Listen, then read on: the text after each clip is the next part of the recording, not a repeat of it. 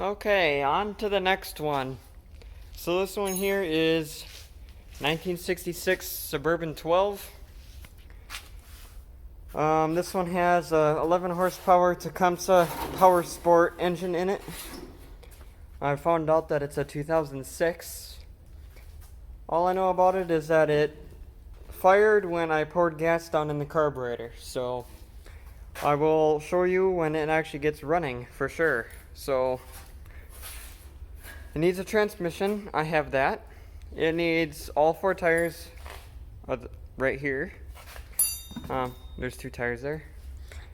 Hitch plate, I don't have a blue one, so I have this yellow one I'm going to put on there. So if I decide to restore this or whatever, then I'll paint that too.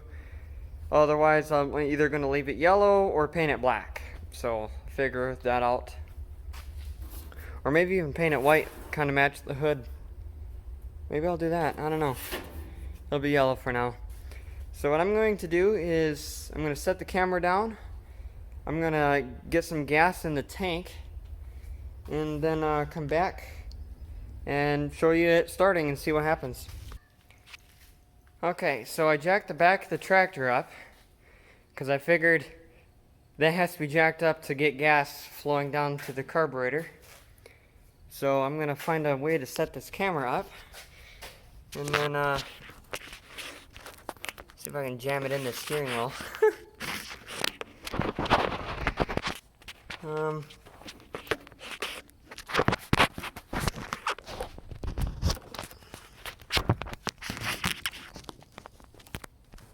Well, that's better than nothing.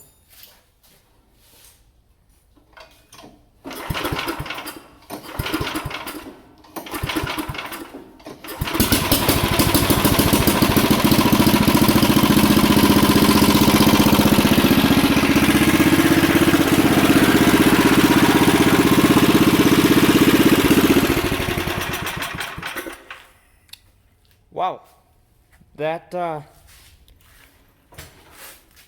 other than it probably because the tractor tipped, it ran out of gas. Spilled the air filter stuff on the floor. But wow, that fired up actually halfway decent. Okay, maybe just let the thing tip one way or the other.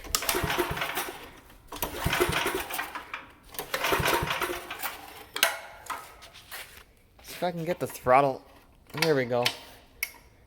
Now I got it revved up. Maybe that's the problem.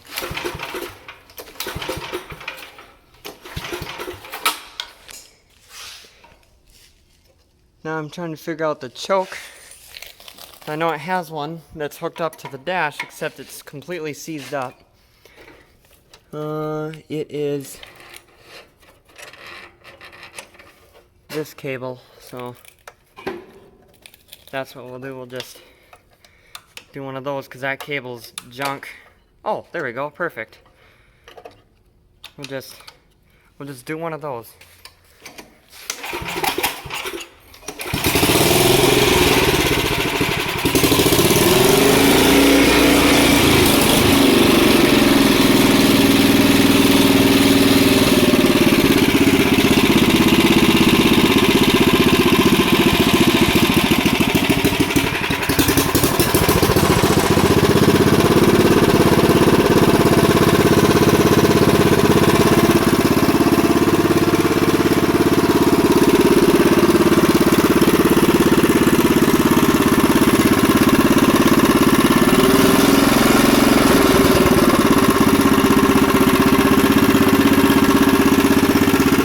Idle too.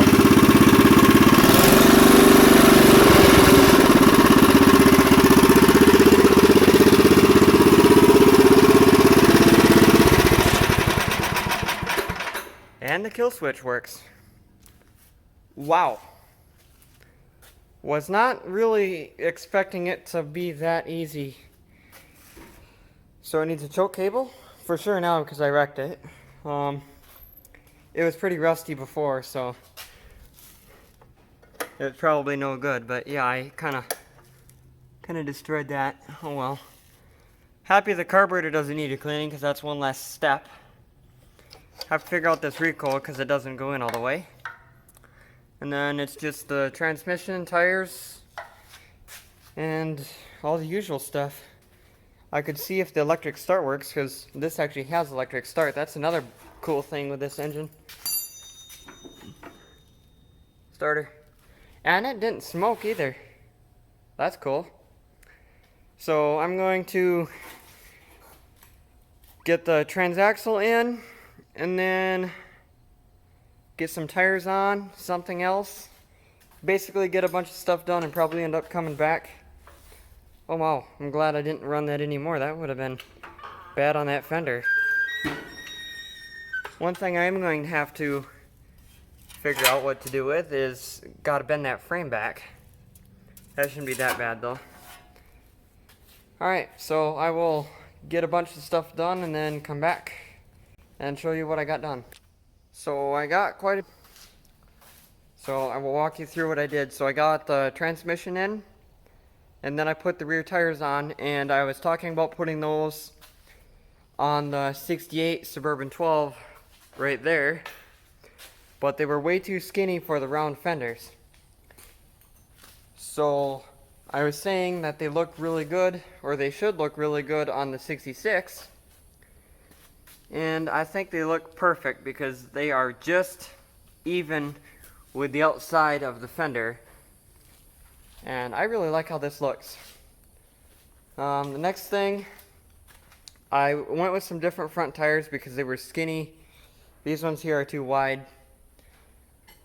The choke cable, because in the last part of the video I showed breaking it, so I cut it up here by where the factory knob is, and I left that knob on there so it looks factory. And I just zip tied a small choke cable just to the throttle cable, so if you need to use the choke you can just pull it out, and pull it out too far so you can't get it back in. Hold on. There we go.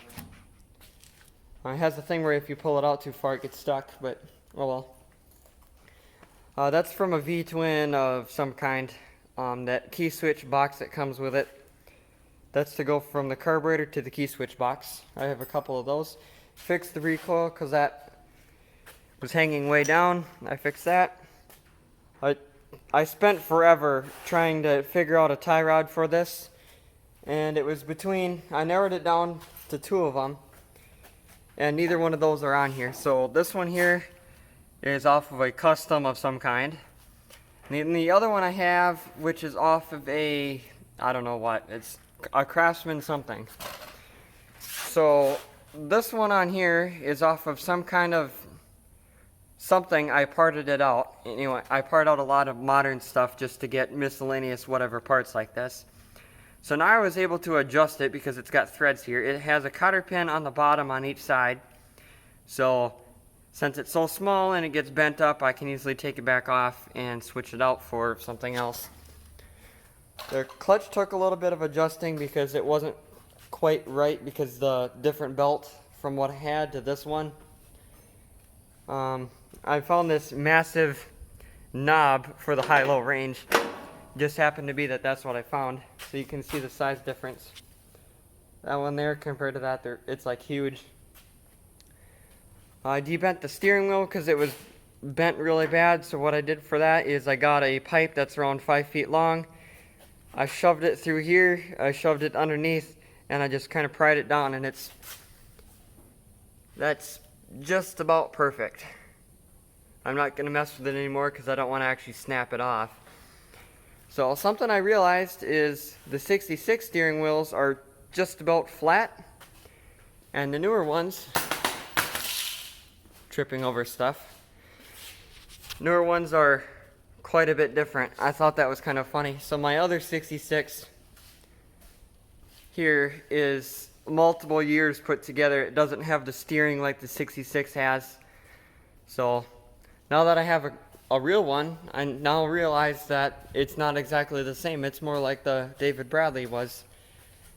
So anyway, I'm going to take this up front, pressure wash it, come back and do some cleaning on it, and then I'll show you the cleaning process on it. Okay, so I pressure washed it, came back, and I did a couple extra things to this one. I guess one extra thing. So I sanded it with this sandpaper. I guess I actually wet sanded it. It is, I don't even know what it is, 220 grit. So I wet sanded it first with that because the rust was so bad. And then I went with the SOS pads, and I kind of went after it with that. It took like 3 or 4 of them to actually get this thing done, but didn't take that long really. And then next thing you know, it actually looks halfway decent. It's kind of dirty in this area right here. So yeah, another one done. So the next thing I'm going to be working on, and I might do some videos on it, I might not, I don't know, is engine rebuilds everywhere. Holy cow. I mean, I've got unknown horsepower Briggs twin right here that I just need to put valve springs in, as well as the valve itself. I need to put one in on this side and both of them on this side in, and then basically just finish putting the rest of the stuff together. I got my head gaskets today, as you can see. So basically miscellaneous parts for that. And the 19.9 is still parked here because I ordered a brand new carburetor for it. The old one, I'm pretty sure is the problem because nothing else was really gonna be a problem, because I checked over everything and it makes sense it's the carburetor on how it was running. So yeah, it basically it was flooding it, and if you try to turn down the fuel, it'll just stall. I took the carburetor apart. It's really bad. It's very clean, like somebody cleaned it, but it's not in very good shape. So I could buy a rebuild kit, or I could just buy a new one. So I just bought a new one, because in that way there's no question on something not working. So the rest of the stuff here that you've been seeing on the floor is because I'm going to rebuild this 18 horsepower Onan. So yeah, I've messed with this engine a lot in the past. I know a little bit. Actually, I know a lot more now than I did then 3 years ago. So something I already figured out is when I took some stuff off this, well, the points were wide open just like this because I was trying to figure out why it kept on lighting the carburetor on fire. So one of the things I noticed is no matter what, when I turned it over, the points never opened. So you can see I already got them opening. They would never open before, they'd only stay closed. So that might have something to do with it, but I'm not too sure if that would. Head gaskets were pretty messed up. You can see on this one here where it was leaking out. So that's a problem. This one here looks fine. Cylinders are in really good shape. I wish that Briggs was in the kind of shape that these are. There's some minor scoring on the bottom, but nothing too bad. Piston has all kinds of marks in it because the screw for the carburetor, or the screw that bolts the air cleaner to the carburetor, fell down in the intake and got beat on by the piston. This side here is in pretty good shape also. Has a little bit of scoring there, but it almost disappears just by me smearing it up. So the other thing that it does is it makes this loud, hear that? Like, that's not normal. So something isn't quite right. I think it's got bad rings. So I'm going to try to figure out what brand new rings it takes and see how much those cost. Or I have these from a parts motor. I don't know what here is any good. So I've got both pistons from the other one that is in way nicer shape.